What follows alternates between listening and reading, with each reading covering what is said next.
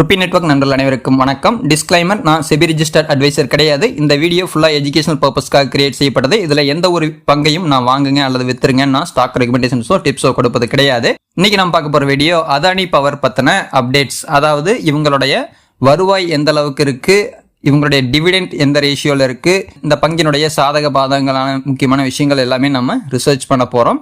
இதெல்லாம் பார்க்கறதுக்கு முன்னாடி நம்ம சேனலை நீங்கள் இப்போ தான் பார்க்குறீங்க அப்படின்னா இந்த வீடியோக்கு ஒரு லைக் பண்ணிட்டு நம்ம சேனலை சப்ஸ்கிரைப் பண்ண மறக்காதீங்க. இந்த அதானி பவர் லிமிடெட் நிறுவனம் துவங்கப்பட்டது 22 ஆகஸ்ட் 1996. இவங்களுடைய முத்ரா பவர் ப்ராஜெக்ட் மூலமாக கிட்டத்தட்ட 330 மெகாவாட் மின்சாரம் இவங்க உற்பத்தி பண்ணியிருக்காங்க 2009 வரையிலான காலகட்டத்தில். இந்த ப்ராஜெக்டில் இந்த பங்கு லிஸ்ட் ஆனது 2009 பிஎஸ்சி அண்ட் என்எஸ்சியில் லிஸ்ட் பண்ணியிருக்காங்க. இவங்களுடைய மெயின் பிஸ்னஸே நம்ம ஆல்ரெடி சொன்ன மாதிரி பவர் அப்படிங்கிறதுனால இவங்களுடைய கெப்பாசிட்டியை அந்த முத்ரா இதில் இன்க்ரீஸ் பண்ணியிருக்காங்க. 4620 மெகாவாட்ஸை இன்க்ரீஸ் பண்ணியிருக்காங்க. அது மட்டும் இல்லாமல் ப்ரைவேட்டாக இருக்கிற பவர் செக்டரில் இவங்களும் ஒரு லீடிங்கான ஒரு பிராண்ட் அப்படின்னு சொல்லலாம். இந்த அதானி பவரை எக்ஸ்பேண்ட் பண்ணுற விதமாக ஜிஎம்ஆர் எனர்ஜியை இவங்க அக்வயர் பண்ணியிருக்காங்க அப்படிங்கிறதும் ஒரு ஹைலைட்டான விஷயம். 2019 இந்த பங்கை பற்றின முக்கியமான விஷயங்கள் எல்லாம் இனிமேல் நம்ம பார்க்க போகிறோம். இதில் ஃபர்ஸ்ட் மார்க்கெட் கேபிட்டல் 4,04,053 கோடி ரூபாய். இவங்களுடைய market capital current market price 210 ரூபாய்க்கு ட்ரேட் ஆகிட்டு இருக்கு. இதனுடைய ஹை 254, லோ 110 ரூபாய்க்கு லோ டச் பண்ணியிருக்கு.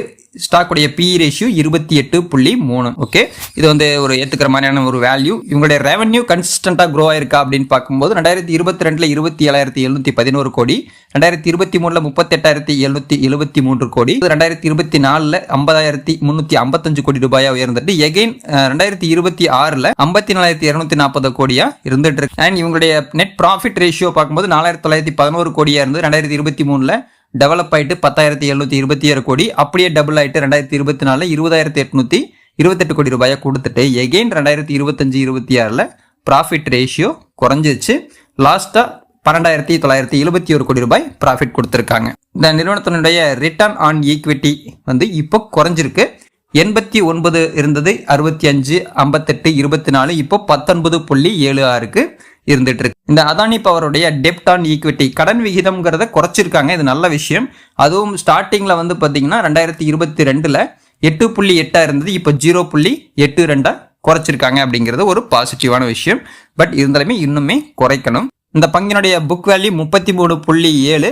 ஸோ புக் வேல்யூவோட இப்போ அதிகமாக ட்ரேட் ஆகிட்டு இருக்கு அப்படிங்கிறது ஒரு நெகட்டிவான விஷயம். இந்த பங்கை பொறுத்த வரைக்கும் டிவிடெண்ட் ஈல்டு 0, டிவிடெண்டே இவங்க கொடுக்கறது கிடையாதுங்கிறது மிகப்பெரிய ஒரு மைனஸ். ROCE 17, ROE 21, ரெண்டுமே மிட் ரேஞ்ச் தான், டாப் லெவல்னு சொல்ல முடியாது. Face value 2, profit after tax 14,255 crore. டெப்ட் ஆன் ஈக்விட்டி நம்ம ஆல்ரெடி பார்த்த மாதிரி 0.84, சின்ன ஃப்ராக்ஷனில் டிஃப்ரென்ஸ் இருக்கலாம். பட் அவங்களுடைய கடன் எவ்வளோ இருக்குது அப்படின்னு பார்த்தீங்கன்னா 54,670 கோடி ரூபாய் கடன் இருக்கு. ரிட்டர்ன் ஆன் ஈக்விட்டி நம்ம ஆல்ரெடி பார்த்துட்டோம். ஏர்னிங் பெர் ஷேர் 7 ரூபாய் 39 பைசா. எந்த ஒரு பங்கை எடுத்தாலுமே நம்ம சிஏஜிஆர் பார்ப்போம். 10 வருஷத்தினுடைய சிஏஜிஆர் பார்க்கும்போது 44, 5 வருஷத்தினோடது 61, 3 வருஷத்துல 57, 1 வருஷத்துல 78% இருக்கு. ரிட்டர்ன் ஆன் ஈக்விட்டியுமே 20க்கு பிளஸ் தான் இருக்கு. ஸோ இந்த ரெண்டுமே ஒரு அக்செப்டடான ஒரு வேல்யூ, நல்ல வேல்யூன்னு கூட சொல்லலாம். இந்த அதானி பவருடைய ஃபிக்ஸ்டு அசெட்ஸ் 2024 மார்ச்ல 63,016 கோடியா இருந்தது. மார்ச் 2025 69,000 கோடியா உயர்த்துறாங்க. எகெயின் மறுபடியும் 2026 மார்ச்ல 69,401 கோடி ரூபாயா உயர்ந்திருக்கு. ஃபிக்ஸ்டு அசெட் இன்க்ரீஸ் ஆயிருக்கு. அதே மாதிரி டோட்டல் அசெட்மே 92,000 கோடியில இருந்து 1,41,000 கோடி ரூபாய் வரைக்கும் இவங்க டோட்டல் அசெட்ஸ் வச்சிருக்காங்க. அதானி பவருடைய ப்ரமோட்டர்ஸ் 74.9% இருக்காங்க. சேம் அதே ரேஞ்சிலையும் டிராவல் ஆயிட்டு இருக்கு. ஃபாரின் இன்வெஸ்டர்ஸ் 12% இருந்தது, இப்போ 11.76 குறைஞ்சிருக்கு. ஸோ கொஞ்சம் தான் குறைஞ்சிருக்கு, பெரிய வித்தியாசம் கிடையாது. டிஐஎஸ் 1.6 இருந்தது, இப்போ 4.07 இன்க்ரீஸ் ஆயிருக்கு. பப்ளிக் கிட்ட 11% மார்ச் 2025, ஆனால் இப்போ 2026 ஜூன்ல 9.2 குறைஞ்சிருக்கு. இந்த அதானி பவருடைய பங்குதாரர்களின் எண்ணிக்கை இப்போ 18,91,234 மார்ச் 2025 இருந்தது. இப்போ ஜூன் 2026 21,16,256 உயர்ந்திருக்குது அப்படிங்கிறது ஒரு ஹைலைட்டான விஷயம். இந்த பங்கை வாங்குறவங்களின் எண்ணிக்கை கூடிக்கொண்டிருக்கிறது. சரி, இதுக்கு முன்னாடி வாங்கினவங்க ப்ராஃபிட்ல இருக்காங்களா, லாஸ்ட்ல இருக்காங்களா அப்படிங்கிற ஒரு ஹிஸ்டரி நம்ம எடுப்போம்.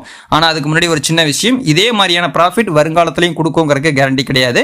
ஸோ இதுக்கு முந்தின ஹிஸ்டரி இப்படி பாசிட்டிவா இருக்கு அல்லது நெகட்டிவா இருக்குங்கிறத ஹைலைட் பண்ணி காட்டுறதுக்காக உங்களுக்கு கொடுத்துருக்கேன்.